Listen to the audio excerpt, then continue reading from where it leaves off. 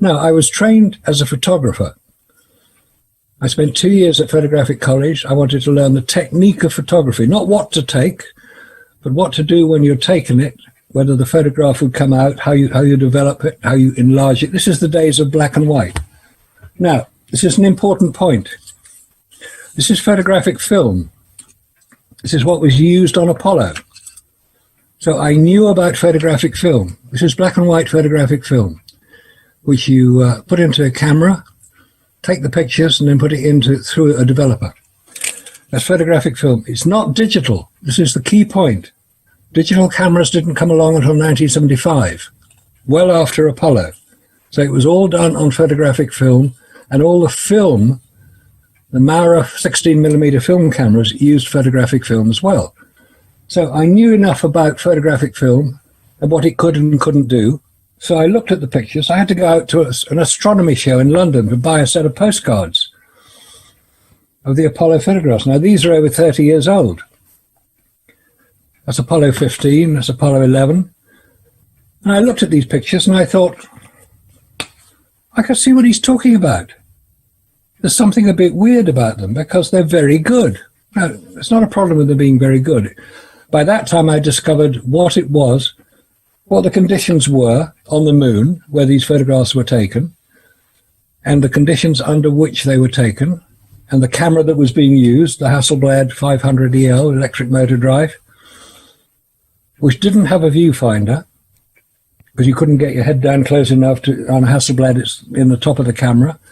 So I discovered it didn't have a viewfinder, and you had to have manual control of the aperture setting, the shutter ring, and the focus ring. And you were using a spacesuit like that. And you were operating your camera, and you were focusing it, because you had to do it. It wasn't a point-and-shoot camera. This was a camera you had to set the information on it by hand, manually, by hand, using when you're wearing a spacesuit. And this is what the spacesuit would look like. Now, here's the question. Would you take photographs at your wedding wearing heavy-duty gardening gloves? Because in fact, that's what they are. You probably wouldn't. Absolutely not. Would you operate a computer keyboard wearing heavy-duty gardening gloves? No, you probably wouldn't. But in Apollo, they did. And the photographs were taken, and they were very good photographs. On Apollo 11, 121 of them taken on the lunar surface. Over the next 6 missions, or 5 missions, or 6 landed, 3 didn't. 6 landed, there were 5,771 photographs. Not all of them came out very well. Some are out of focus, some didn't show anything much of interest. But quite a lot of them had very good details. This is Apollo 15. Now, if you're going to photograph something like that, it's a very good photograph, by the way. Mm-hmm. It's called a pack shot in technical terms, where you've got subjects of interest here, and that sort of leads you across through the flag, through the lander, through the rover.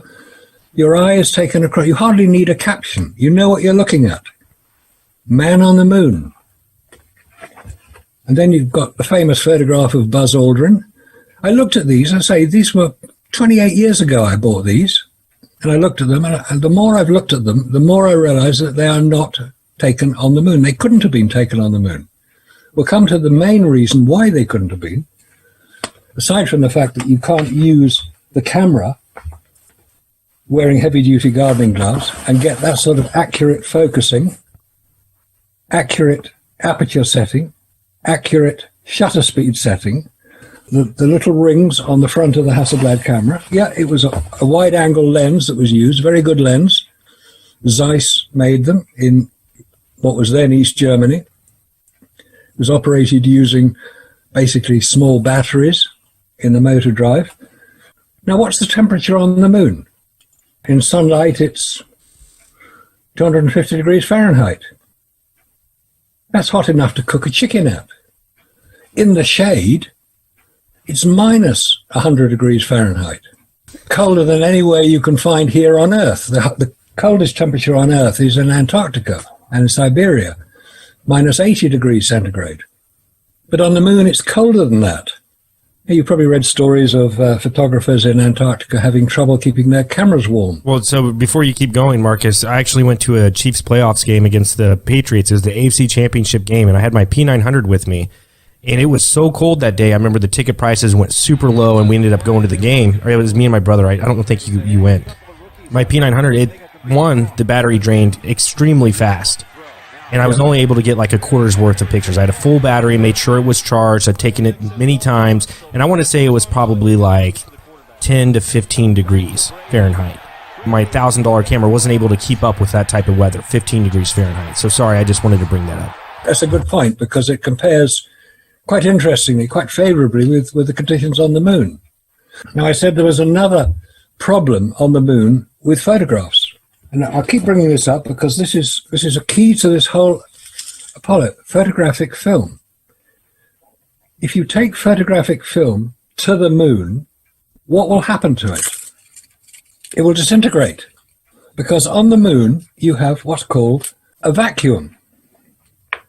The vacuum level on the moon is vastly harder, use the term harder. It's not a perfect vacuum. That's in deep space. You probably won't get a perfect vacuum because physically it's difficult to do that. Basically, a vacuum is an absence of matter. There's nothing there.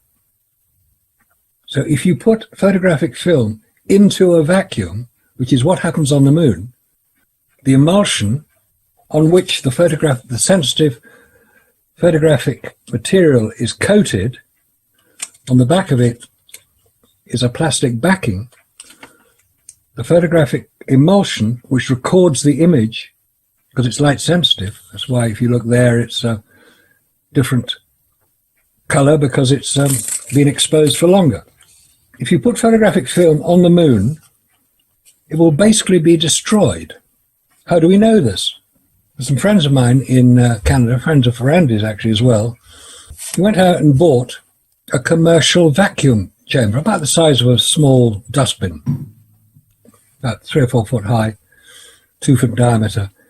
And it takes quite a long time to produce a vacuum inside it. Now, the first thing you can do to test if you've got it, you put a bowl of water in it, in the vacuum chamber, reduce the vacuum, the water starts to boil. That's called outgassing. Outgassing is when the vacuum, in effect, pulls the lighter elements, the hydrogen, the helium, out of the material. The other effect of a vacuum is called cold welding. That's what the name says. It's welding using a vacuum. Google it, check it, you can see the pictures of it. It's the same thing. When you put metals into a vacuum and produce a vacuum with the metals inside, the lighter elements in the metals come out of the metal, the hydrogen, the helium, the lighter elements, and they basically wander around looking for something to get welded to. And if there are two metals close together, they will weld together. So how did the cameras work? Basically, it's like a Swiss watch, a Hasselblad camera. It's beautifully made. It's the best camera you could buy then, the best camera you can buy today. It's a very, very good camera indeed. And Hasselblad were asked to produce cameras for the Apollo space program. And they said, yes, we can do that. There were certain adjustments they made. They put little levers on the aperture, focus, and shutter speed rings. They put a big shutter button on the front of the camera. The Hasselblad has its shutter on the front of the camera. Interestingly, you can't see it from inside your spacesuit. And the dial telling you if you've taken a photograph is on the side of the camera. Can't see that either from inside your spacesuit. So with all these restrictions of use of the camera, the Hasselblad camera, some of the most iconic images of the 20th century were taken. I think not. They were taken here on Earth under controlled studio conditions by professional photographers. And if anybody can prove me wrong when I say that, I want to hear about it. I've been saying it for 25 years. Nobody has proved me wrong. Photographic film does not work in a vacuum. How do I know that? I'm a member of, you may have heard of it, the British Interplanetary Society. It's a space advocacy group in London. It's been around for about 80 years. 1933 it was for 90 years almost. It produces quite a nice magazine called Space Flight. And occasionally they have talks. They have interesting people to do with the space program generally, to come and talk to the members, about 50 or 60 people. I've actually spoken there. Of course, all terrible trouble that did. Apollo didn't happen. But I got out without being lynched. Anyway, one of the talks I went to was a guy who had designed the camera equipment on the Hexagon spy satellite. Now, the Hexagon spy satellite, also known as KH-9, Keyhole 9, it was launched about 1970, well before any digital cameras were around. So it was launched with photographic film on board. It was designed to orbit the Earth on a polar orbit and photograph Russia, because Russia got a bit pissed off when the U-2 planes were flying over, so we had to do something else. So they developed this incredible satellite. It's about 60 foot long, 10 or 15 foot in diameter. It would fit inside the space shuttle. It's actually why the space shuttle was designed the way it was, to carry the Hexagon spy satellite. There were over 20 launches of it over a 20-year period. Anyway, the chap who was giving the lecture, he designed the camera equipment that was in the Hexagon spy satellite. You can check it out. There's plenty of information about it. Oh, just in case anybody breaks down, I got my Apollo 11 repair manual. This is the magazine of the British Interplanetary Society, Spaceflight. This was produced about 3 years ago at the time of the 50th anniversary of Apollo 11. Anyway, this chap was talking about the camera equipment he'd used, and he mentioned, almost in passing, as if everybody knew, well, of course, we had to pressurize the film in the spy satellite. We had to pressurize the film, and he showed us the nitrogen gas bottle that they used to pressurize it with. It was all enclosed in a pressurized environment, about 1 pound per square inch, nothing very much. I thought, I'd never heard about that. I didn't know you had to pressurize film in space. Why is that? I actually asked him the question at the end of the talk. I said, would the same apply to Apollo? That the film has to be contained within a pressurized environment or it will get destroyed. He said, of course it will. Film is destroyed in a vacuum. I thought, bloody hell. I knew there was another spacecraft that used photographic film that had orbited the moon. It was called the Lunar Orbiter, not to be confused with the Lunar Reconnaissance Orbiter. That came in 2009. The Lunar Orbiter was sent in 1966 to photograph potential landing sites for Apollo. This is before anybody had attempted to do it. And that used photographic film in a pressurized environment within the spacecraft. And it used a form of Polaroid system where the film was developed on board the spacecraft. It was highly technical. The photograph was then scanned, and the scan was transmitted back to Earth, and the picture was reassembled. Incredible. This is mid-1960s. So 2 spacecraft, the Hexagon spy satellite and the Lunar Orbiter, used photographic film in space under pressure. Each of them had pressure, and you can check the schematics of the Hexagon spy satellite, you can check the schematics of the Lunar Orbiter, and you can see it says pressurized container. Did NASA come back or walk back and say that they pressurized the film for Apollo 11? No, they didn't. So there's evidence out there to show people that they never pressurized the film, which the gentleman you talked to said it has to be pressurized. It has to be pressurized. And my colleague in Canada who did the experiment with his own very small-scale vacuum chamber, he put the equivalent film that had been used on Apollo into the vacuum chamber, and at a relatively low vacuum, the film, which he then put into a camera, took pictures with it, the color balance of the film was completely shot. The greens were not coming out green, the reds were not red, the blues were not blue. The film was shot. Now, vacuum is measured in something called TOR, T-O-R-R, named after the Italian scientist who developed the barometer, Evangelista Torricelli. TOR, T-O-R-R. At sea level here on Earth, it's 768 TOR. It's the equivalent of millimeters of mercury. You get to the top of Mount Everest, and the pressure is considerably less. It's 5 pounds per square inch. It's about 180 torr. You get to the International Space Station, it's torr 10 to the minus 3, relatively low, But when you get to the moon, it's 10 to the minus 12. It's almost nothing. And you put photographic film in it, it rips out the emulsion, because emulsion starts life as a liquid. It's coated onto the plastic backing. It's dried out, obviously, starts life as a liquid, and that liquid will become damaged by the vacuum. So how were these photographs taken? All these iconic images. Buzz Aldrin, taken by Neil Armstrong, we're told, on the moon. How was that taken? Question for you here now. I grew up with Photoshop. Was there any form of being able to doctor and clean up an image that possibly maybe that they had like shitty images that you were talking about, that it was probably a bad image, but then they just cleaned it up? Was there any form of that technology back then? With the original black and white film, you would use a photographic enlarger, sensitive photographic paper, chemicals to develop it. I mean, it all sounds very 20th century and a bit old-fashioned, but that's what happened in those days.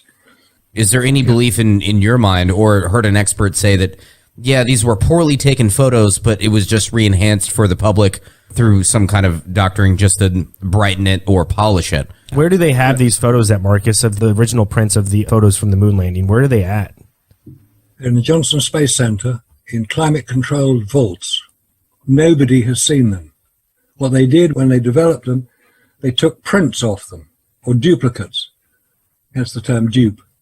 You can duplicate a color film and produce basically an exact copy of what you've originally got. From that duplicate, you can print a color image. It's a complicated process, but it's not difficult to do. If you've got the technology to do it, you can produce a duplicated image. That's what these are. Now, about 10 years ago, these pictures, or many of them, were changed. Many of them were, should we say, altered. This picture here, I bought it 28 years ago. And if you look at the top of his helmet, it's almost black. And if you look on the surface of the image here, there's what's called fall-off between the foreground, the illumination of the foreground, and the illumination of the back. Fall-off is when your light source is insufficient to illuminate the whole area you want illuminated. If this is the moon, it would be about 2 miles away. The horizon of the moon is about 2 miles away. If this is being shot with artificial light, which I claim it was, because that's where you've got this sort of central bit here, this sort of bit here, which is a bit brighter than the rest of it. If it's illuminated by sunlight, it would be evenly illuminated all the way to the horizon. But it's not. There's fall-off, a technical term for the light is not sufficiently powerful to illuminate it correctly right across the image. Now that can be changed, and it has been. On the Lunar Surface Journal website, you can see this picture, and it has been brightened in Photoshop. And you can tell it has, because if you look at the top of the helmet here, this is almost black. That was the original. We've got one here that goes back to 1969, National Geographic.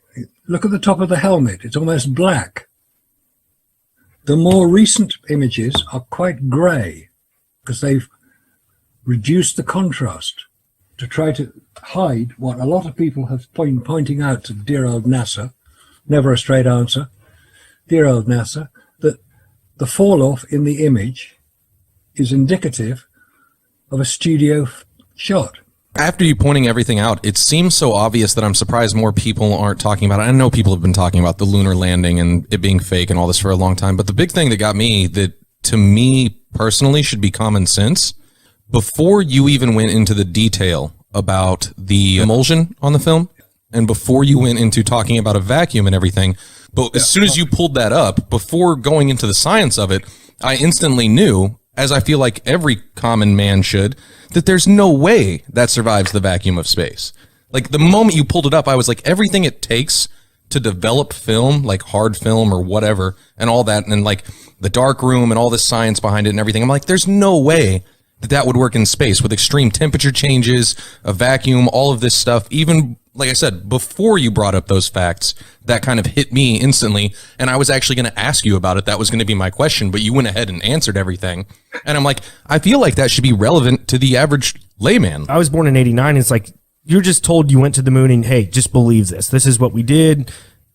Nothing to see here. Just, it's the status quo. But whenever you get older and you try and like just logically think about these things, and then just having you on, and dude, I would have never thought about those small details, what you just described. Like, those are just things that I wouldn't really even think of.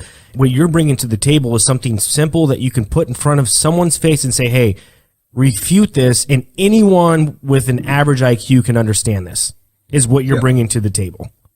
Everybody understands photographs because we look at them every day, whether it's on television or in books or in magazines. We look at photographs. We don't even think about it until it's explained what it takes to get that image from real life, whether it's a model or whether it's a person or a car or an aeroplane, what it takes to get that image onto a piece of paper or onto a television screen. And it's quite a complex process. But you do have to understand how a photograph is created, how it's made, how it's developed, how it's produced. And that's where I started this whole process.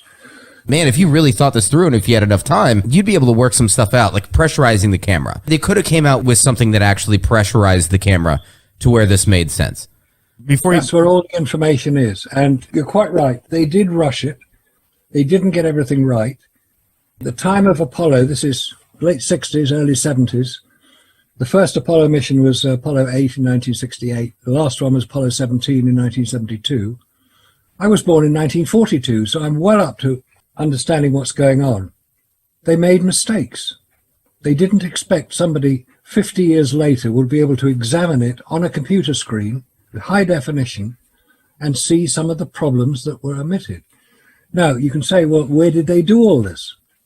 Who were the people who took these pictures? It was quite openly done. There's no problem about that. It was done during the training and simulation exercises. They were done quite openly.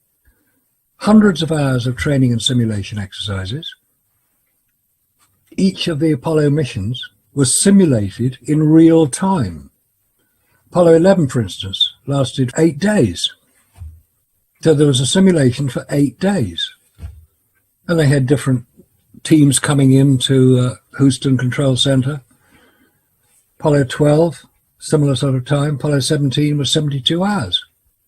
Extraordinary amount of time that went into the simulation. I'm not really even worried about the simulations that they're doing. I'm more concerned and interested in what are more small details that you have to offer. Because, I mean, the first few details that you showed us, just those first few details, that's just one of many, I'm assuming.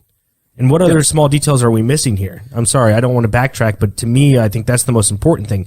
You can talk about all these other things, but it's just the small details that you can point out to people and say, hey, look at these small details and prove me wrong on this. Like the devil's in the details, right? Yeah. There's another detail I've got here. Here we go. You recognize this? It's a rock. Oh, that's a cat. It's a moon rock. Well, hey, it's worth about $1 million. How do I know it's real? How do you know it isn't? And NASA will tell you? NASA will come and arrest me because I'm not supposed to have it. No private citizen is supposed to have moon rock. I've been showing it publicly for about 10 years, 15 years. Nobody's come along, because if they did, it would probably prove what I'm saying is correct. This is what people think a moon rock looks like. It's actually called breccia. It's a volcanic, that's what they say the moon is made of. Different things, that's quartz, feldspar, mica, the various components of it, all mixed together because they got melted. So you've got a piece of moon rock. How do we know that the moon rock, 382 kilos of it, they brought back from the moon, is moon rock? How do we know that? Wouldn't you need something to compare it to, realistically? Good point. You would need something to compare it to. So, have they got any moon rock they can compare it to? If this is a piece of moon rock, where is another piece of moon rock you can compare it to and say, yes, it is, no, it isn't? Because NASA, God bless them, if there was a piece of rock that we knew had come from the moon, we could compare the two. Ah, there is. They found it in Antarctica. Werner von Braun, remember him? He was the chap who designed that bloody great rocket. 365-foot high Saturn V rocket. He was a Nazi, came from Germany. He was responsible for the V2 rockets that landed on London and during the Second War. 1,200 of them landed on London. I had to get out because I was in London at the time. So he built the Saturn V rocket, and for some reason in 1967 he went on a trip to Antarctica. What? He was supposed to be building rockets, not going to Antarctica, but he went to Antarctica and he brought back a load of rocks. Because if you got something hits the moon hard enough, it will dislodge some surface material, which if it is hit hard enough, it will then escape from the lunar gravity and will be caught by the Earth's gravity and eventually find its way to Earth. And of course, Antarctica is a great place to look for rocks because they're black and you can see them against the snow. The story is that he found a load of rocks in Antarctica. I don't know if that's true or not. I've seen him in Antarctica. That's for real. Is there a way that they could confirm that like that's moon rock that they found in Antarctica as compared to like asteroid meteorites? Like rock from the moon compared to a random asteroid that has meteorites? Like how do they know that it's from the moon and not from something else, you know, interstellar? If it was a meteorite that has just landed on Earth because it was wandering through space and thought, oh look, there's a nice place to land, landed on Earth, it would have what's called a crust on it because it would come in through the Earth's atmosphere quite fast. And the heat of the entry, we'll get onto the heat of entry of the Apollo spacecraft, you've got this rock coming through the Earth's atmosphere, whoa, 40-odd thousand miles an hour, it burns the crust.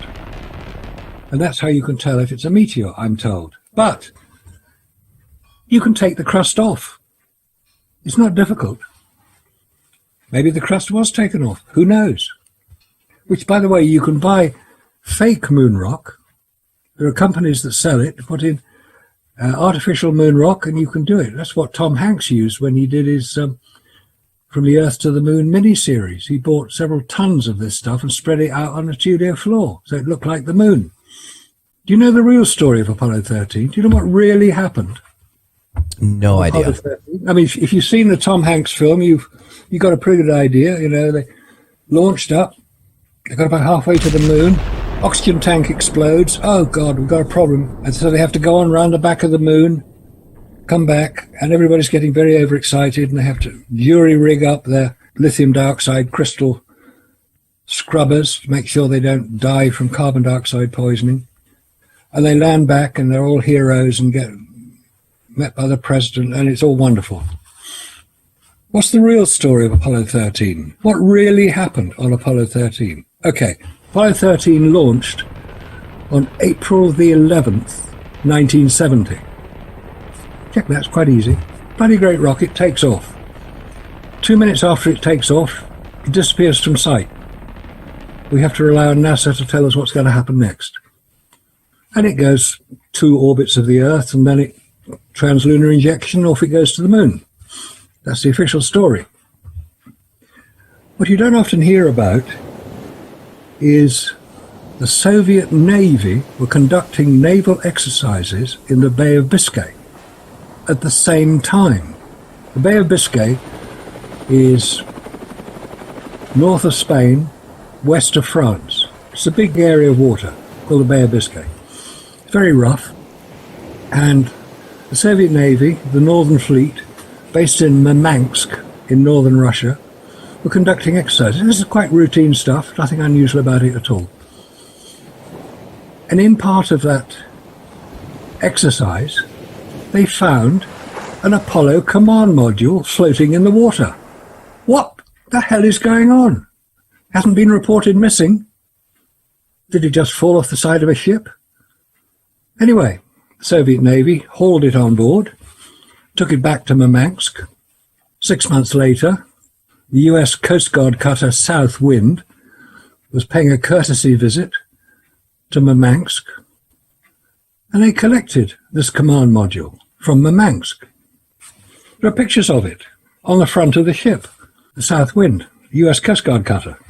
Took it back to their port in Baltimore, and it's now on display at the Grand Rapids Museum in Michigan. Where is the real Apollo 13 command module on display? It's actually on display at the Kansas Cosmodrome. And you can go and see it. You can't see inside the one at Grand Rapids Museum, because guess what? In 1976, it was sealed for 100 years, the 300th anniversary of the founding of America, 2076. What's all that about? So there are 2 Apollo command modules from Apollo 13.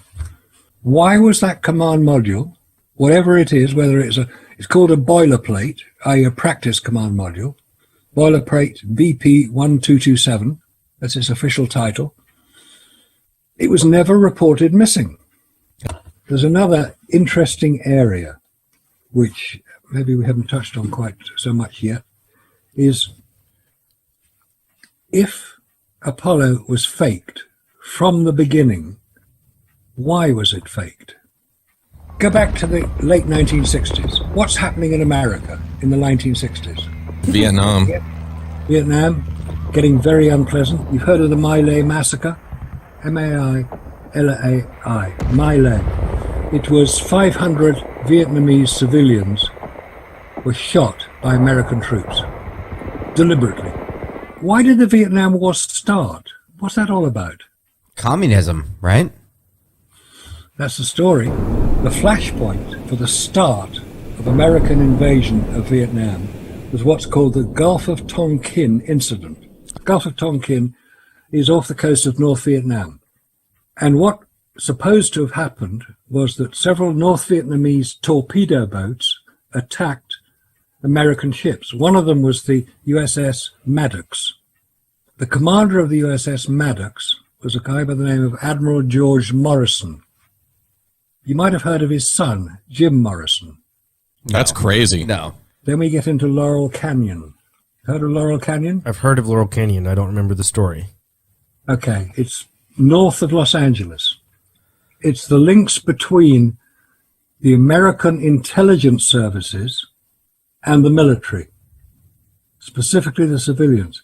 If you go onto a site called the Center for an Informed America and read what Dave McGowan has written there about Laurel Canyon, you'll get a completely different story. He also did a 13-part series called Wagging the Moon Doggy. It's all about Apollo. A Center for an Informed America. Dave McGowan has died, but his daughter is maintaining the website so people can read it.